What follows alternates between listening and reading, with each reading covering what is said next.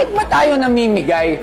Actually, bakit tayo namimigay? Kasi sobrang saya natin sa mga sumuporta sa Cellboy. Dahil ang Cellboy na ito, nagsimula pa tayo ng 2009. So ngayon, gusto natin ibalik sa mga komunidad kung ano yung mga naitulong nila sa atin, kung bakit din tayo umabot hanggang ngayon. Kaya nga, it's giving back time. Yes, giving back. So kaya nga tayo gumawa ngayon, bawat benta, sure na tutulong tayo. Kaya kung tulungan lang to eh. Tulungan lang.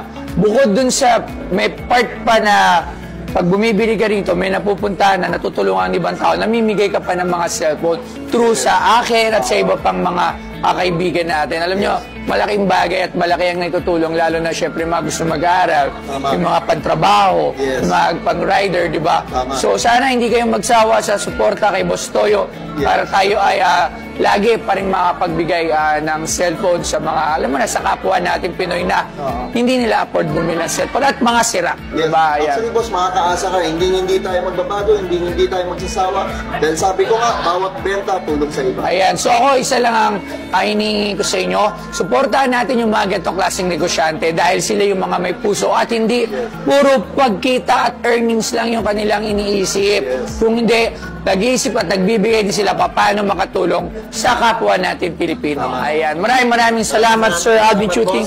One of the owner of Cellboy at marami pang branches at marami pang tindahan like, ang dami.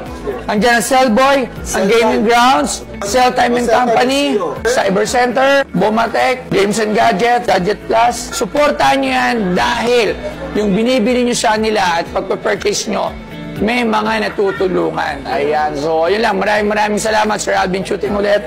Salamat ulit, boss. So, ito mamen. Geng.